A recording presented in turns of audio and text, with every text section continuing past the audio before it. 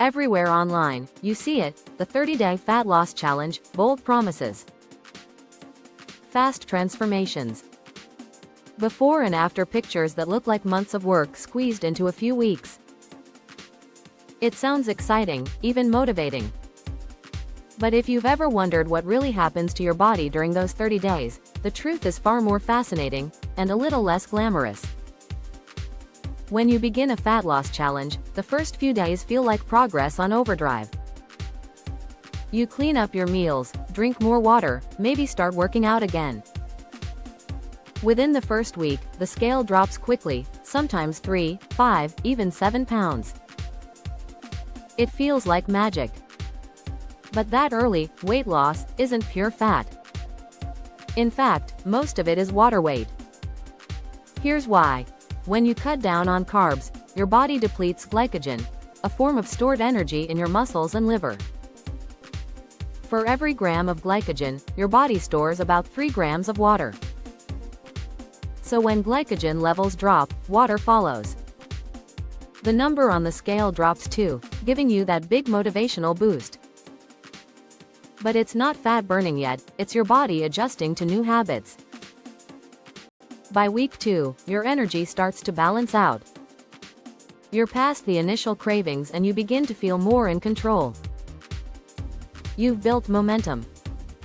The workouts feel challenging but doable, and you start to notice subtle improvements, less bloating, clearer skin, maybe better sleep.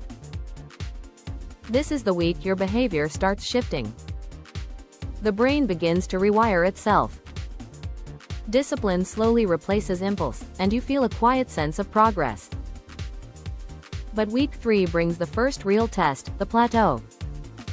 The scale stops moving. You're still doing everything right, but your progress seems frozen. This is where many people give up. But what's actually happening inside your body is simple. Your metabolism has adapted. When you eat fewer calories, your body becomes more efficient, burning slightly less energy for the same activity. It's your survival mechanism. Your body doesn't know you're dieting, it thinks you're protecting yourself from starvation. The good news? Even if the scale isn't moving, your body composition probably is. You might be losing fat while gaining muscle or water balance. Your waistline could be shrinking even if your weight isn't.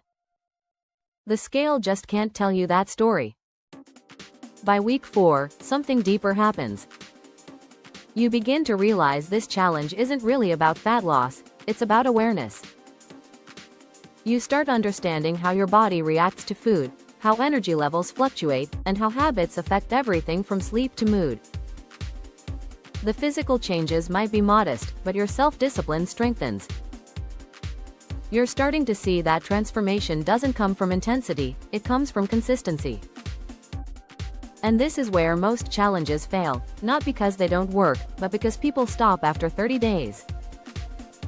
They treat the process like a sprint, not a lifestyle.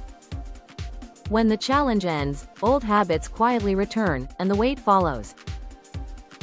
Not because your body rebounds, but because your system ends with the deadline. So what really happens during a 30-day fat loss challenge? You lose some water, a little fat, and a lot of misconceptions. You gain discipline, awareness, and the beginning of real change.